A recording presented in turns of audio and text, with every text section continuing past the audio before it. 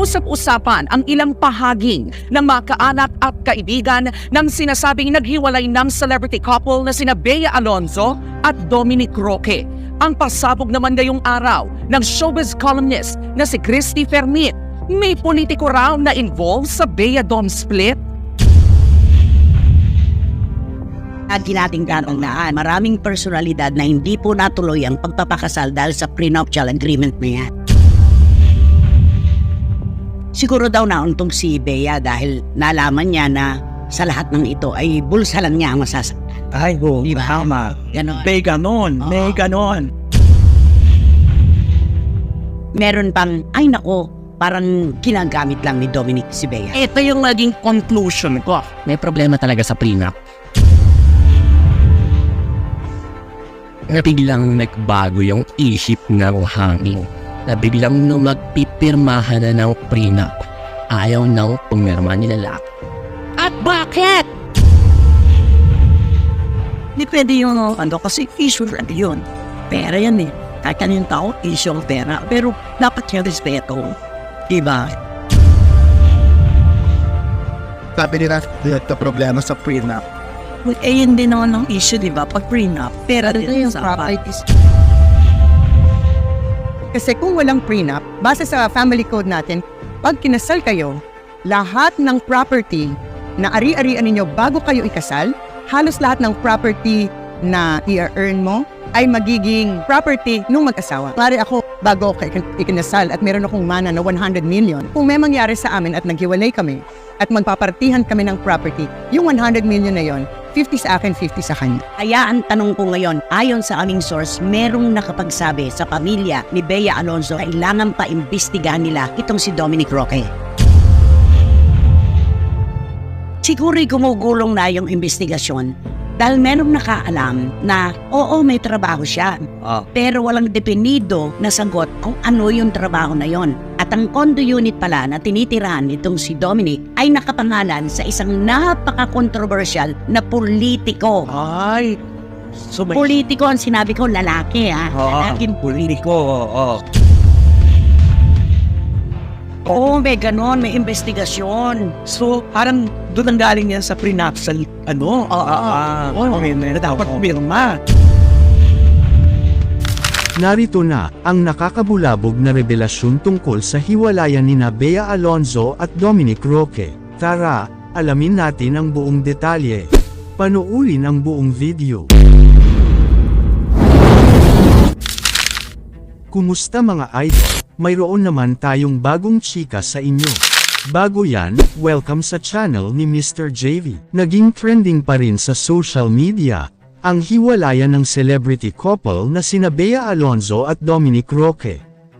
Kamakailan lang, nag-post sa social media ang kampo ni Bea Alonzo tungkol kay Dominic Roque. Ayon sa kanyang best friend, may mga red flags na nakita kay Dominic. Sa latest update, napansin ng mga netizens ang Instagram post ni Dominic na walang caption, na tila chill lang sa isang dalampasigan, kaya naman, nagulantang ang mga netizens sa kakaibang kilos ni Dominic sa gitna ng issue. Pero hindi lang si Dominic ang may kakaibang post.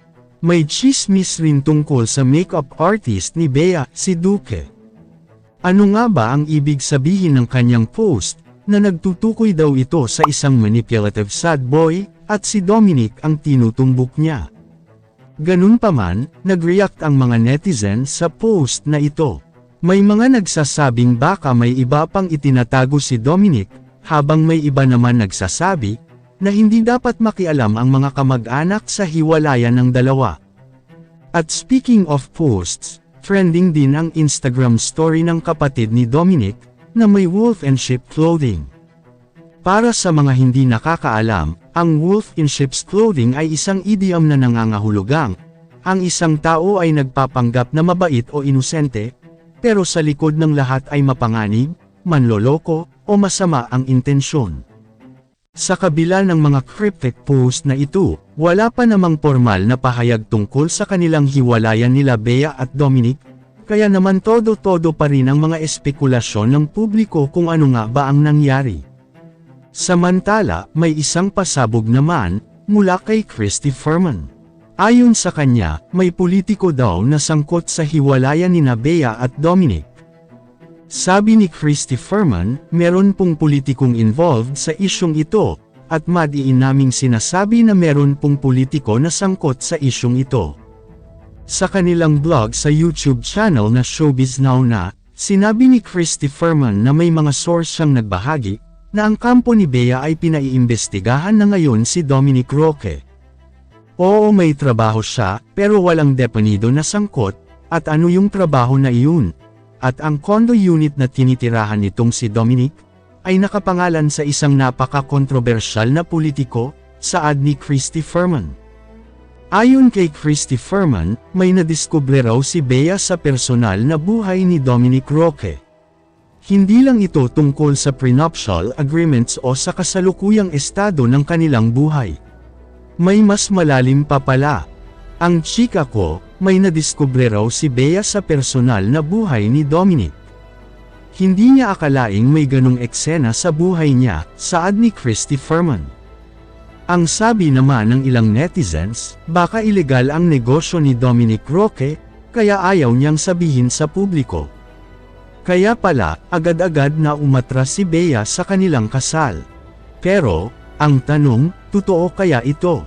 Sabi naman ni Christy Furman sa kanyang blog, na alam naman natin, na may negosyo si Dominic, pero hindi niya ito masyadong ini-expose sa publiko. Hindi gaya ng ibang celebrities na todo ang pagpapakita sa social media. Pero, ano nga bang klaseng negosyo ito na ikinasangkot pa sa isyo ng ilegalidad? Ayon sa pinagkakatiwalaang source ni Christy Furman, nag-iimbestiga na ang pamilya ni Bea Alonzo tungkol sa mga negosyo ni Dominic. Hindi pa malinaw kung sino ang kontrobersyal na politiko na iniuugnay kay Dominic. Pero sabi nga ng source, kilala at sobrang kontrobersyal daw ito. Ano kaya ang koneksyon ni Dominic sa kanya? Pero, bago tayo mag-conclude, narito ang paalala mula kay Tito Boy Abunda. Sabi niya, delikado yung speculations dahil malay natin, inaayos pa nila ang kanilang problema. Kaya naman, dapat daw tayong maging maingat sa ating mga haka-haka. Kayo mga idol, ano ang masasabi nyo sa chika topic natin ngayon? At syempre bago tayo magtapos sa ating video, ay inaanyayahan ko kayo na mag-like sa ating Facebook at mag-subscribe na rin sa YouTube, dahil malaking tulong na ito sa pag-grow ng aking channel, upang mas lalo pa ako na magsipag sa pag-upload ng mga videos na kagaya nito.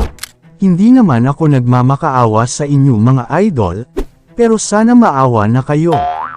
Hanggang dito na lang ang ating video, maraming salamat sa inyong pagtambay, bye-bye!